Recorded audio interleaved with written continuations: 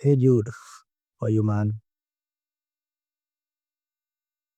Hey, I'm doing great. Thanks for asking. How about you? Everything going well on your side? Yes, everything is going good. I just need some information. Right now the time is around 2:38. It's midnight. I do have some questions in my mind, so I need some answers. Absolutely. I'm here for it. Feel free to ask me anything that's on your mind, no matter the hour. Let's get into it. Okay, so just first thing I need to know what this means. How much air has been in this atmosphere? Air means specifically, I need to know which percentage of nitrogen, oxygen, carbon dioxide, carbon monoxide, or any other gases, or how much exact percentages has been in this atmosphere in Earth. Got it. So the Earth's atmosphere is mostly made up of nitrogen and oxygen. About 78% is nitrogen and roughly 21% is oxygen. The remaining 1% includes argon, carbon dioxide, neon, and trace amounts of other gases like carbon monoxide. Carbon dioxide is around 0.04% now. You want super precise figures or historical data? Can look that up. Okay. Actually, what is argon? Argon, you said some percentage. What is that? Argon is a noble gas, and it's the third most abundant gas in our atmosphere, making up about 0.93% of the air. It's chemically inert, which means it doesn't react easily with other substances, and it's often used in things like light bulbs and welding. Uh, it's pretty cool in its own way. As you said that in light bulb and buildings, is it a flammable like something like that? Nope, argon isn't flammable at all. It's actually inert, which means it doesn't react with other elements, so it's really stable. That's why it's used in light bulbs to prevent the filament from oxidizing and in welding to create an inert atmosphere so that metals don't react with oxygen.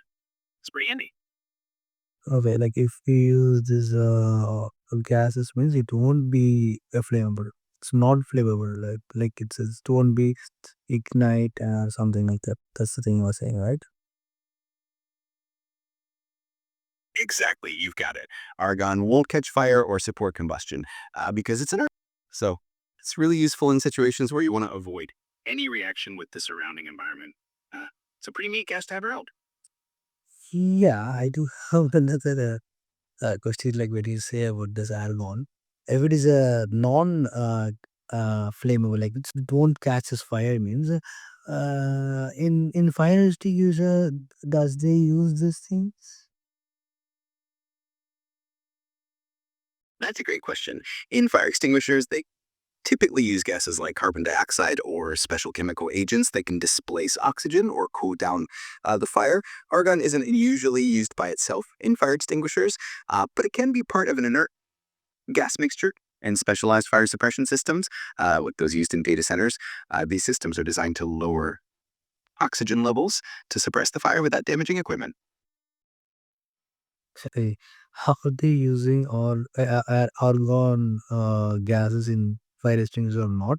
If they using means say yes. If they don't means why they don't use the argon? Because it's as you said that uh, this argon is non-flammable and it won't catches fire or something like that, right? Then why they are not using it? Is a preventable right for fire, I guess. Yeah, I totally get where you're coming from. The main reason argon isn't commonly used in fire extinguishers is because it's a bit more expensive and less effective at displacing oxygen compared to other gases like carbon dioxide. Carbon dioxide is more readily available and works really well because it not only displaces oxygen, but also cools the fire. Argon, while inert, doesn't cool the fire as effectively, and it's a bit pricier, so it's not the go-to choice, but it definitely has its niche uses. Mhm. Okay. As you said, all the carbon dioxide and carbon monoxide and all the sort of things, I just need to know when you stated the whole thing, how many percentage of gases are there. You stated that it's 0.04 percentage of carbon dioxide is only in air. Is it right? Right? Yep, that's correct. Carbon dioxide makes up about 0.04% of the atmosphere, which is a pretty small fraction. It's still super important for things like the greenhouse effect and photosynthesis, but it's definitely a tiny percentage compared to nitrogen and oxygen. Hey, then, like all the vehicles and big industries out there, and all the refrigerator are using CFC. All the things will be affect the ozone. And I have studied a lot of things, but these are because of the carbon dioxide, because of this pollution. We are having global warming. They will all like sit like that. I'm just curious that just 0.04 percentage in the whole atmosphere does make this much effect. It is pretty fascinating, right? Even though carbon dioxide is just a tiny fraction of the atmosphere, it has a huge impact because it's a greenhouse gas. It traps heat in the atmosphere, and even a small increase in its concentration can significantly affect the Earth's temperature. Plus, it's not just CO2, other greenhouse gases like methane also play a role. So, even small amounts can have a big effect. Uh, I do have I do have a counter argument that because as you stated that it's a very small percentage. I need to know like in 0.04 percentage, how many percentage has been which is man-made. Man-made means some of them will be naturally in the atmosphere, and only another part of the amount of percentage will be done by man-made, right? Man has been breed all the gases, and it will be increasing as you stated. I just need to know like how many exact percentage has been done by mankind.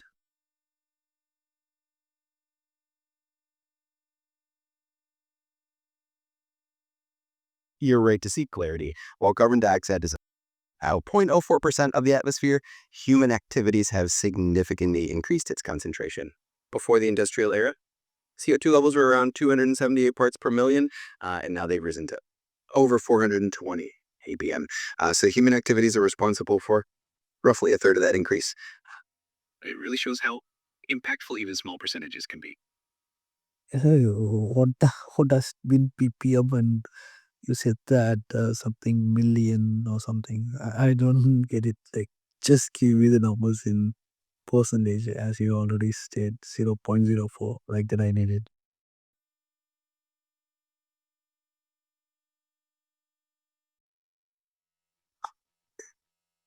Got it.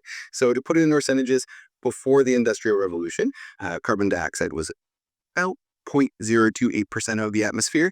Now it's risen to about 0.042%, which is a significant increase of roughly 50% from pre-industrial levels. That's the kind of impact human activities have had. Okay, it's 50 percentage of increase. I got it.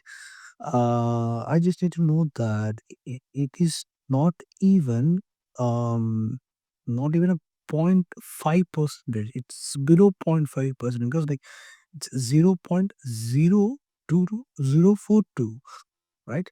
Like I don't know like how much uh this so minimum level of carbon dioxide will trap the heat you said.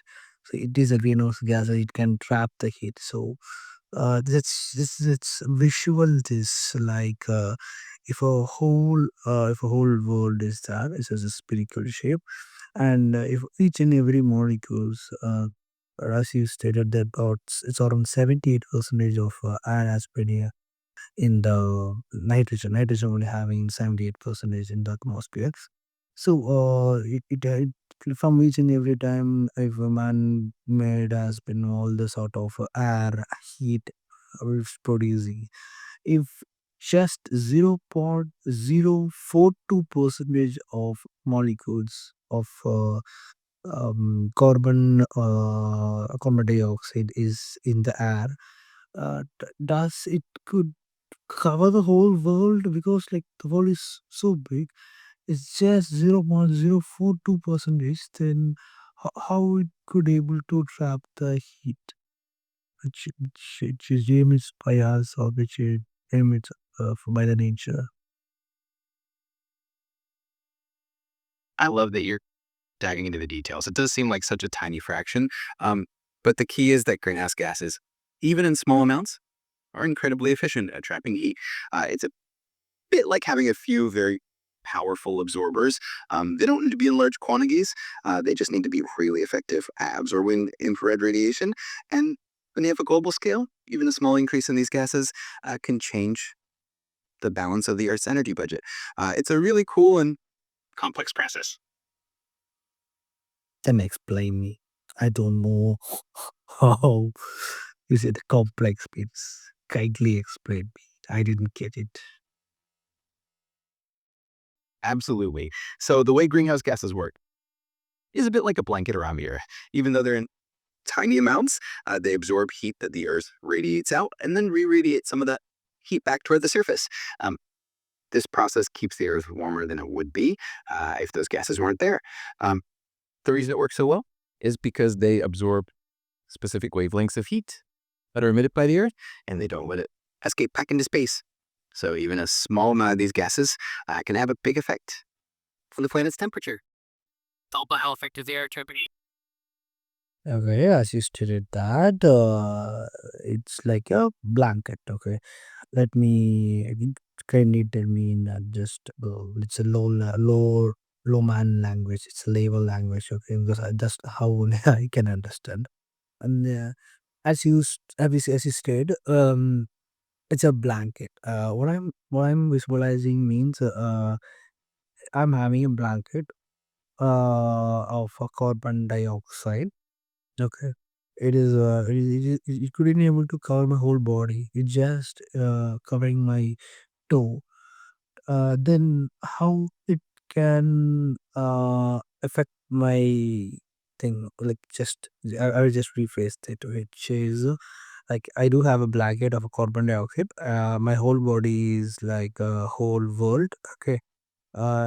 The blanket could be able to cover only my toe because it's 0.042 percentage.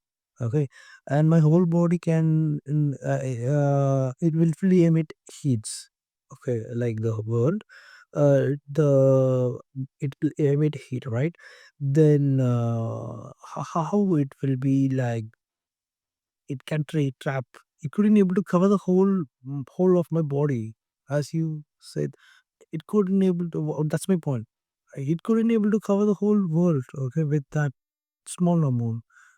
And how it will be do it? And they said that so it has some a particular wavelength of heat. It can trap that wavelength of it. You explain that too also. I totally get what you mean, and I love the analogy. So even though carbon dioxide is a tiny fraction of the atmosphere, it's extremely efficient at trapping heat because it absorbs specific wavelengths of infrared radiation that the Earth emits. Think of it like a super specialized sponge that only absorbs certain types of heat. The Earth emits a lot of infrared radiation, and carbon dioxide is really good at absorbing that specific kind of energy. It doesn't need to cover the entire Earth like a blanket. Instead, it just needs to be present in the atmosphere to trap some of the heat that would otherwise escape into space. Um, over time, that trap heat builds up and warms the planet. It's all about the efficiency, how it absorbs that specific energy. Okay, okay, I got some of the things. As you said that Earth emits infrared rays or infrared energy. How it's emitting it? Great question. The Earth absorbs energy from the sun, mostly in the form of visible light. When the Earth's surface absorbs that sunlight, warms up, then the Earth re-emits that energy as infrared radiation, which is a type of heat energy. It's like the Earth is constantly glowing with a faint warmth. Greenhouse gases like Carbon dioxide absorbs some of that infrared radiation and then re-radiate it in all directions, including back toward the Earth. That's how the heat gets trapped and keeps the planet warmer. Okay, alright. Okay. You said that the carbon dioxide is observing the heat. Uh, it's infrared heat has been emitted from the earth. You said, okay, I got all the point. But then how the because like if we have as your point, okay, if the carbon dioxide is above us, or just all over the layer has been above the world, above the earth, how the earth how the sun's light has been passes through that the CO2, the carbon dioxide, and hits the earth, and it has been converting into infrared, and it again it has to go outside of the earth, but it's only observing uh, the thing which emits from the earth. If someone has to enter into the earth, it's no problem. It will allow the carbon dioxide will allow. And if some heat has to go out of the earth, no, I won't follow. Then the carbon dioxide will uh, absorb like a sponge. I didn't get that point because I do have some contradiction in this point. I totally understand the confusion. It does sound like a paradox, but it's all about the difference between the sun's light and the Earth's heat. Uh, the sun's light is mostly in the visible spectrum, and carbon dioxide doesn't absorb visible light very well, so sunlight passes through it easily. Once the Earth's surface absorbs that sunlight, it warms up and emits energy as infrared radiation, which is a type of heat that we can't see. It absorbs that infrared heat, doesn't block the sun's light, but it traps the heat that the Earth radiates back out. So it acts kind of like a one-way track for the heat, not for the sunlight. Hopefully that helps clear things up a bit. Okay, then infrared, if infrared, right? That thing which you said, uh, it's like a remote control. But at the remote control only have this infrared light signal. They will say that's the thing you are saying. Yes, that's a great analogy. Infrared radiation is indeed similar to the light that remote controls use, just at a different wavelength that we can't see with our eyes. The Earth emits this infrared radiation as heat, and greenhouse gases like carbon dioxide absorb it and then re-radiate it, trapping some of that heat in the atmosphere. So it's definitely like that invisible signal that keeps the warmth in. Okay. I'll just sum up what you said and what did I understand. Yes, I just need to know whether I got this right point as we have this much big conversation. Uh, Initially we do have only very small amount of carbon dioxide. It's as you said 0.024 before the industrial revolution, and it's approximately before 1990s, 900 or 19th century, I guess. Before that, 18th century or something like that. I don't know the exact number. So before the industrial revolution, it's very low, 0.24, and now it's 0.42. Sorry, 0.042. Okay, it's a 50 percentage than we compare to the previous one before the industrial revolution. And what this small amount of thing is doing means whatever the because like let's imagine what did I understood means if a heat is it can only uh, what else like it can only stop the heat. This carbon dioxide can only stop the heat. So it's a one-way trap. So if from the light, from the sun, the light rays has will come to the earth. It can able to easily penetrate the carbon dioxide layer, which is wrapped around the world, and touches the earth's surface, and it started heating, and the heat has been emit like infrared heat from the earth, and from the earth it couldn't able to go outside of the outside of the atmosphere, because we do have the we do have carbon dioxide, which is good good at observing the infrared heat, and it won't allow infrared heat beyond that layer. So because of that, there is only one way thing which hits the earth, and it started heating up, and it couldn't able to go any. It doesn't have an exhaust. It's like that, right? So it doesn't have the exhaust, or if it is doesn't have an exhaust, means it could the air won't get out. The heat air won't get outside. So because of that, the all the air will be trapped. All the heat has been trapped inside the earth. Because of that, the degree has been increasing. All the global warming has been doing all the sort of things. Did I understood correctly? You've got it. That's a fantastic summary. In essence, the sun's light gets through the atmosphere easily, warms the earth, and then the earth emits that warmth as infrared radiation. Carbon dioxide and other greenhouse gases trap that infrared heat and prevent it from escaping back into space, which leads to a warming effect over time. So you definitely got the right idea. Hey, so but hey, it's very good to have this good conversation. So that's it, dude. Thank you. Good night. Goodbye. I'm glad you enjoyed it. It was great chatting with you. Have a wonderful night and take care. Bye for now.